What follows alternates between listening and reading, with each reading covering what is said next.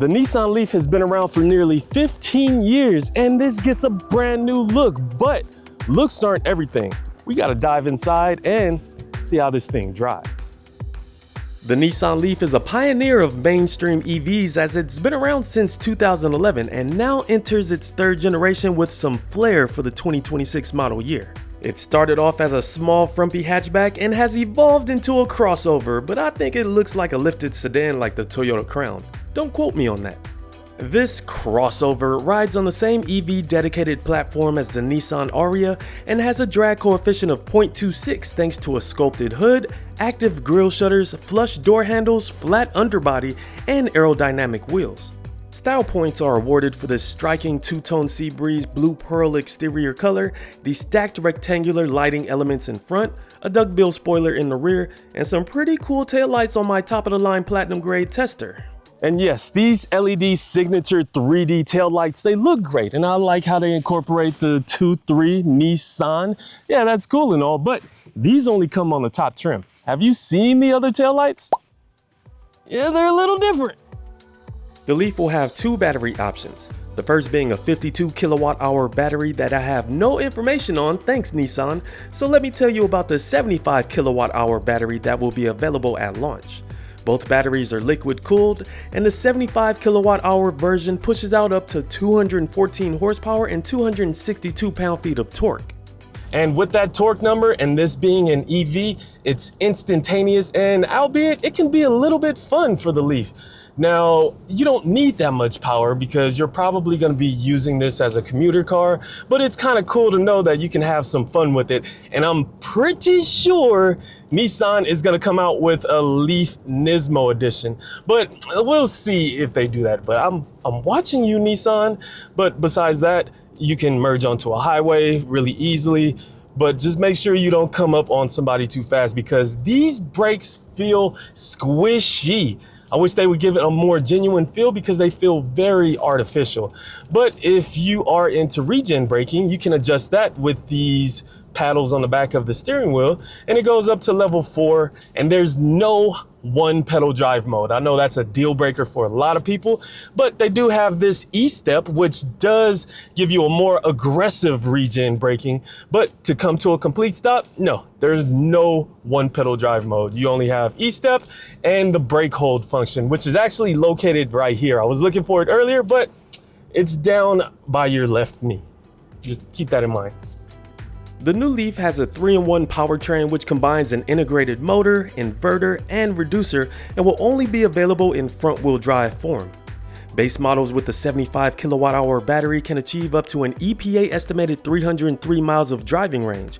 However, range drastically drops down to 259 on the top Platinum model thanks to extra components, larger wheels, and more overall mass. But the good news is both a J1772 AC port and NACS charge port come standard, and that NACS port gives you access to over 20,000 Tesla supercharger stations in the US. The Leaf has up to 150 kilowatts of DC fast charging capability and can get from a 10% to 80% state of charge in around 35 minutes. And the NACS charge port is located on the passenger side on the front fender, so you won't have to back into a Tesla supercharger station. Pretty convenient. There's also vehicle-to-load functionality with an AC max discharge rate of 3.45 kilowatts in case you need to power up some camping supplies or your electric bike. Thanks to a low-mounted battery, multi-link independent rear suspension, and reduced impact stiffness, the Leaf handles surprisingly well. In addition to its relatively small footprint, this shouldn't be hard to move around the city or in a busy Whole Foods parking lot. And the lack of all-wheel drive can be a deal breaker for some people, but if you are just daily commuting this in somewhere that doesn't have inclement weather, it'll be just fine. But they may slap an electric motor on those back wheels when they come out with the Nissan Leaf Nismo. But I'm telling you, they got Armada, they got the Z, they're gonna come out with a Leaf Nismo and it's gonna blow your mind. Have you seen the Armada? It's crazy. If you haven't, go check out my first look video. The ride quality in here is great. The suspension is soaking up all of these bumps nicely, and the steering, it feels nice and precise, stable on center, and going into turns just actually feels really planted. You can definitely have some fun in your Leaf. And if you want to change up some driving characteristics, the drive mode selector is right here. And you have Eco, Normal, and Sport. And I gotta say, Sport, it doesn't really make a big difference. It still feels quick, but nothing noteworthy. And the steering doesn't get heavier or anything. But I wish they did pump in a little bit of sound or something just to enhance that experience, because Sport doesn't put this in a sportier driving demeanor by any means. But they may do it for a Leaf Nismo. I'm watching you, Nissan. The Nismo is coming. I know it. Inside, the Leaf is laced with some good tech. My tester is fitted with these dual 14.3-inch screens and includes wireless Apple CarPlay and Android Auto. In addition to snappy touchscreen operation, a class-exclusive intelligent surround view monitor comes standard, and look, it even color matched the Leaf. I'm a sucker for details, like with this D-shaped steering wheel that can help with ingress and egress. And with the steering wheel, it looks cool, it feels nice, but I do not like this gloss black button panel because it's already dirty and I've just got into the car.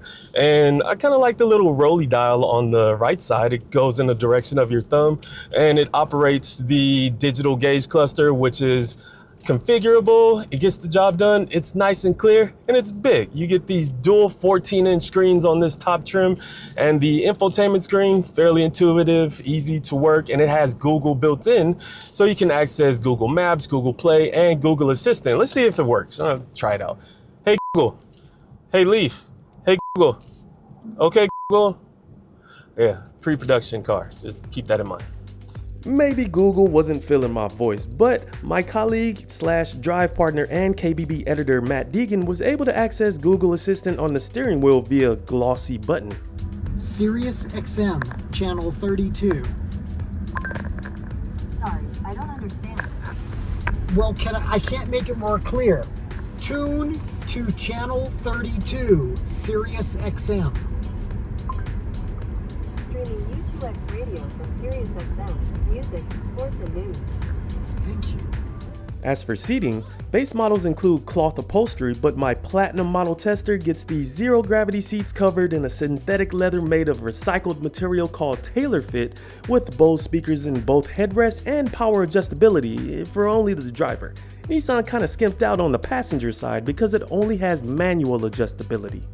And as far as seating, these zero gravity seats feel great. The synthetic leather is nice and soft. It's supportive, and in the driver's position, I'm 6'4". I have some good headroom. Legroom is okay, but I wish the seats went a little bit farther back on its tracks. And it's a little weird because on the passenger side, it feels like there's not as much legroom as in the driver's seat. So if you're tall and sitting in the front row, it may feel a little cramped. In the second row, I wish I had good news for tall rear seat passengers, but I don't. It's not the most spacious place when seated behind my ideal driving position, as Matt demonstrates. I cannot sit behind Mike Danger. Nobody can sit behind Mike Danger. Oh, this is called the danger zone right here. You don't want to sit in this spot when Mike is sitting up front. But if you're seated behind someone of average size, at least it's doable for a short run.